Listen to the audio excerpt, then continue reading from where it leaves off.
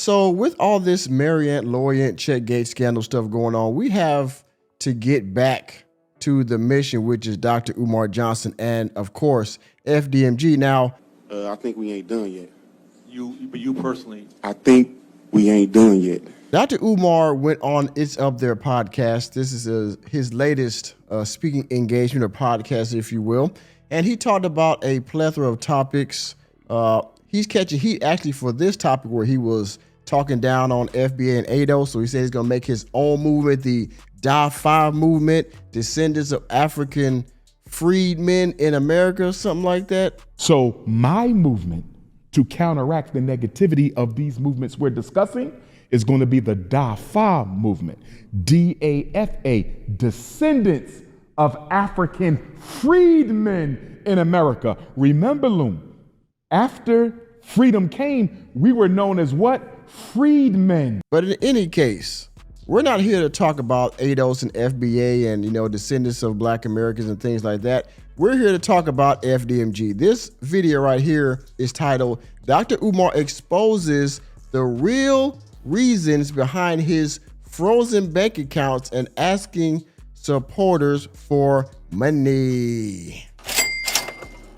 So we're going to react to this and see how Dr. Umar is going to reveal the real reasons, probably the white power structure or something. Or we're going to listen to why he got debanked, as he calls it, all right? So before we continue, if you haven't done so already, hit the like button. And if you're new to the channel, hit the subscribe button and the notification bell. If you want to further donate to the channel, of course, you can hit the join button down below to become a member of the channel. Hype the video, all right? Swipe past the comments. Hit that hype button down below. That will give me an algorithm and be greatly appreciated. Or hit the Cash App, $ Mr. Normie, because I do this for fun, of course, but I also do it for funds. Now let's see what Dr. Umar Johnson has to say today. Let's talk about FDMG for a moment. No, sure. Before we get to FDMG, you did come out at one point and say that your accounts were frozen, business and personal. What was the update on that? And explain to the audience a little bit. Explain to the audience a little bit what happened, your response to it, and where it stands now. Well, we got debanked, but the bank kept giving us the runaround. First, they said we just looking into your account. I guess they wanted to see if I was mismanaging money. I'm assuming the struggle streamers contacted the bank and accused. All right, here we go. The first reason, the struggle streamers. The struggle streamers. Now, that's who it is. It was the struggle streamers. It was the white power structure, the banks giving us the runaround. It was the city of Wilmington, Delaware. What's the next excuse, doctor? Fraudulent behavior as they've done in the past. First, they said we was looking into your account, but you're not going to be debanked, right? And then the next thing you know, I get a letter in the mail saying I'm debanked. So I call them. I say, y'all told me y'all just looking into the account. Yeah, well, we didn't know. We thought they was. And we just got this letter from the higher ups saying that we can no longer host your account, that we have the right to choose who we can and cannot. But then Donald Trump, or was it Joe Biden? It might have been Trump who signed this law that says banks cannot just debank you because they don't like you. You follow what I'm saying? But we were a black bank now, so I'm going to let it be. But I think I did have grounds to sue because I was. Okay, so now it's the government. Okay, so they've passed a law where you can't, refuse someone's service at a bank because you don't like them. At the same time, you got debanked. You had grounds to sue them, but now you're with a black bank, so it's all good. Now, is the black bank going to turn out like the black contractors did, Umar, where you couldn't trust them and eventually you had to go to the white man and you had to go to the brown man to get renovations done, as you say, with FDMG? I mean, I'm just asking. I think they did it because of my personal political views. You follow what I'm saying? Yes. So, and I was with that bank since I was in my first summer job at 14 years old. It just goes to show white folks don't care nothing about you. You feel me? So we got debanked. While we're debanked, the city of Wilmington tries to sell. Yeah, we're going to get to that. I want to deal with the bank side first because, like you said, you were debanked. Some of the reports came out and a lot of the content creators were reacting because for the first time in your career, you asked for personal donations. Yeah, because I was debanked too. Brother, this is not the first time he's asked for personal donations. It's not the first time. It's not the first time at all, okay? This is just the first time you might have heard of it, but he's asked for personal donations for his birthday, you know, for certain events, to his certain accomplishments that he's made in his career. This isn't the first time he's asked for personal donations. This is the first time he actually needed to ask for it. In other words, while we was the bank, we couldn't access no money. So my personal account is froze and the school's account is froze. And I didn't know how long they was going to be froze. Did they give you a reason? No, I still don't have a reason. To this day. And guess day. what? They said they didn't have to supply one. Yes. Wow. So you're debanked, and all of a sudden, I see And the money froze with no promise of when it's going to be released. They gave me a date, right? And then that date came and I still ain't got my money. So I'm calling around the lawyers and everything. And the one lawyer like, it's hard to get your money back from these banks. I said, what? He said, yeah, them It banks. ain't hard to put it in there. Yeah, but he was telling me like, with them banks, you got to be careful. He said he heard of banks who held on to people money for years, bro. You got to be careful with these banks, man. Yeah. He said the rules around finance give them a lot of leeway, bro. I bet. They can straight have you. You can be a multimillionaire and be broke as shit messing with these banks, bro. Well, yes, but usually those guys that are rich and they're broke, they have massive debts. They owe the IRS money, no back taxes, things like that. It's not because the bank is just holding their money unless they're under some type of federal investigation in which the bank can legally hold their money, because it's not really them holding it, it's the United States government doing it, or law enforcement, all right? So there is some particulars to that happening, Umar. They don't just do that out of the blue. Yes. So you're debanked. Did you receive a letter? Did you go try to access your what account? happened was I had this, I think I was sending my cousin like $50. And it said, Well, at least he held to that story, because at first he said a friend, now he's saying his cousin. But in both instances, he did say it was like $50 he was going to send to someone, and that's how he found out that the banks had froze his assets. zero balance. That's what did it. I called the bank. Why is my thing? Oh, your accounts are not accessible right now. For what? We're currently reviewing them. For what? I don't know. Only central office. Yeah, they're told not to say nothing. Yeah, you feel me? Yeah. So I was in limbo. Damn. So, and you know what? It's interesting because when that happened, of course, a series of events happened, but I just want to deal with the bank part, because do you think when you came out and done that it affected your cultural equity at all? When you said that because people weaponize that. We're not going to act like They people weaponize everything. They weaponize what I eat, what I wear. Yeah, but this time it led into some of the narratives they've been trying to make. It was bad bother time. me. It didn't bother you at all. And I'm gonna tell you why. Like, in order to understand me, the one thing people have to understand is I believe I was born to do what I'm doing. And because of that, there's a thin layer of protection around me. You feel me? If you've noticed, I've been through a whole lot these 16 years that I've been global, right? And I bounced back from everything, you see? And I think it's because them ancestors, man, they're real. You feel me? They're real. And I think that as long as I stay true to my mission, they got me. And I was told that. Well, Umar, you've been able to survive these past 16 years because you were able to somehow play on people's hopes at every time. Okay, every time, the school mostly, you're able to play on people's hopes regardless of what's going on, because at the end of the day, people have these societal needs. They want to make sure their children grow up in good schools. They want to make sure that the black community thrives. They want to make sure that we have respectable leadership, even though you are not.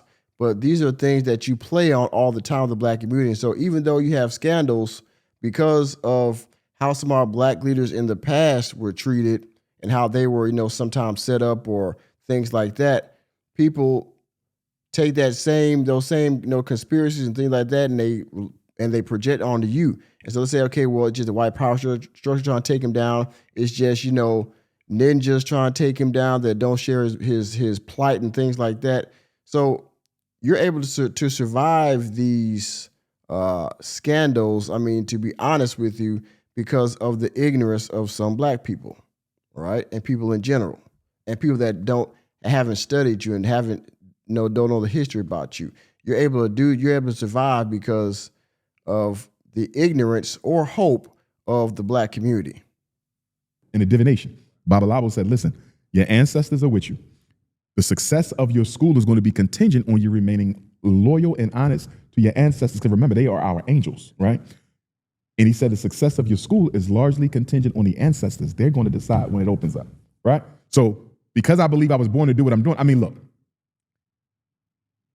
you're going to have a hard time convincing me that I'm related to Frederick Douglass by accident. Do you? Here we go with this Frederick Douglass mess. Where is it? Yeah, bitch. Now yeah, she's going to go back to where she's been saying this for a long time, even though people have come out and said that this is not true several times. Of course, Umar Johnson is somehow related 2-3 times down the tree somewhere is related to Frederick Douglass. You feel divine, this whole thing. Come on, man. Yeah. We come, he's a speaker, he's a writer, I'm a speaker, I'm a writer. Before I knew I was, you follow what I'm saying? And you also got 2 books just like Marianne Lawrence. Okay, all right. No, Nick, you're stupid. You know what? My bad. Too soon for that. Sorry. You could argue that our family might be the most impactful black family in American history. Oh, boy. Think about it. You got Frederick Douglass. You got his 2 sons, Lewis and Charles, one of which was the sergeant major of the 54th. Make sure you go to AMC and watch Glory. It's out. You feel me? Yeah, bet.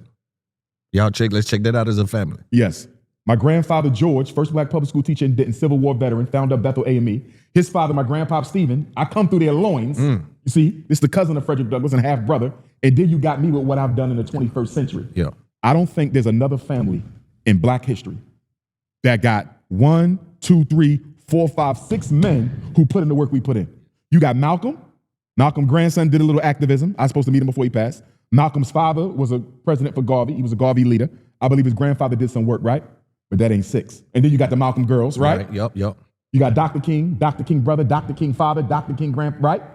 So Malcolm, they got a pretty strong lineage. King got a pretty strong lineage. You got a few more. Booker T. Washington got a nice little lineage. So, but I don't think nobody, even with them, I don't think nobody messing with the Bailey dynasty. We got them. We got them. Okay, so I mean, tell me. Nick, so you're stupid. Your lineage, the Marcus Garvey lineage that comes from way down there all the way up to you has done more for the black community than all of our prominent leaders in the past, all put together, hands down, as you like to say, have done more for the black community. Your lineage, your quote-unquote family, the Garvey family, has done more for the black community than the Malcolm family, the Dr. King family, and every other ridiculousness. But even for this generation, you carrying the flag so high. Yes. Like with the King family. And it's like, we know y'all there and we love y'all, support but y'all. You ain't front and center. You ain't front and center. You're just not on the marquee. Me and Frederick Douglass is enough. Wow. Take us 2. Who got 2 like that? You feel me? And so that's what I want to speak about, right? Because what you have been doing over the last 16 years, and you end up being debanked. Does that worry you? Do you like? I was bothered because I've been with the bank since I was 14, so it was kind of sentimental. I got my first summer job, my working papers with them. I'm like, damn, y'all just, but it was a good wake-up call because I already knew white supremacy. But when you go through it, You're on a different level. There we go. White supremacy. White supremacy. I knew it was coming. So he's blamed the banks. He's blamed white supremacy. He's blamed the YouTube and struggle streamers. But he said he's built for this. He said he's got it. No problem. Don't worry about it. Are we with a black bank now? And I'll weather the storm. Okay. Oh, now though, that's what I'm wondering. Do you feel that because me and Charlamagne are real tight. He had got in a scenario before where some of the shit he was saying on Breakfast Club, they started to remove the insurance of his family and his. Yeah, they started to do certain shit when he first got into politics. People don't know this, but they literally started to target Charlamagne in a way where it's like, shut the fuck up about that. Right? I'm asking you, when you are debanked out of thin air, does that worry you? Do you understand the level of fight you're really in? I understand my level of fight. Yo, man, this dude Loon is glazing the crap out of Umar Johnson right now. He's like, oh, do you understand the fight you in? You're not worried about what happened. You getting debanked because of the, all the fight you got to do and everything you stand for. Oh, man, we should go watch this movie as a family, and this, that, and the third. Like, sheesh, man, where's Krispy Kreme? Doesn't really worry me because I've seen it all before with the ancestors. You know what I mean? Like, sooner or later, it has to come to this. You know what I mean? I just didn't expect it then. You know what I mean? It was off guard because I was on my way to South Africa at the time. So I'm like, damn, I'm not going to have no money in South Africa. You know what I mean? And I love South Africa, you know what I mean? So I was broke in South Africa, but everything worked out. Do you think your rhetoric and what you've done over the last 16 years, do you get away debt-free with that? Do you think white supremacy allows Dr. Umar No, Johnson? they're watching. So They watching. what I'm saying is, And they do what they do. You feel me? They watching, they sabotaging, they do what they do. Sabotage. the deep I'm gonna go to banking. Nat Turner. Okay. The Confessions of Nat Turner. I'm born August 21st, the day of the Nat Turner War, Haitian Revolution, George Jackson. Nat Turner said that when the Spirit appeared to him, he said, this mission, whether it comes rough or whether it comes smooth, you have to bear it. It also said to him, such is your luck, such you are called to do. You're watching a clip, but this conversation. Okay, y'all. Now it's over. Enemy spotted. Umar Johnson, we back on your neck, brother. Okay, we back. All right, we're not done with you by a long shot. Now, Miss Marianne has distracted the community, had distracted some of the people that focus on you, but that's okay. It was a wake-up call for us too, just as much as it was for you with the debanking situation. This Marianne Lawrence situation was an eye-opening, a wake-up call, and a refocus for the anti-Umar Johnson sector. So make no mistake, Umar, we back. We back on. We back. All right, we're not letting up. So Umar Johnson blames everybody else for his him getting debanked. We'll never know the actual reason why this happened. Only he knows for sure. But he's back on his podcast tour, and I suspect that he will go live eventually because people are going to be wondering, did he get his certificate of occupancy or not? It is now March. He applied for it in like mid-February. So he should be updating us any day now. Oh, and the bank, not the bank, but the book club situation, we got to talk about that here soon too. In any case, y'all see it, right? He's on Loon. It's up there podcast. He got debanked and he got a bunch of excuses. With that being said, thank you for attending another episode of the Working Man Podcast. I am your host, Nicholas J. Fury. Let me know what you think about Dr. Umar Johnson and the reasons he gave for having to switch banks at the 11th hour down in the comment section. Please hit the like button, hit the subscribe button, and the notification bell. We're out of the door. And remember, reality checks are free. See you next time.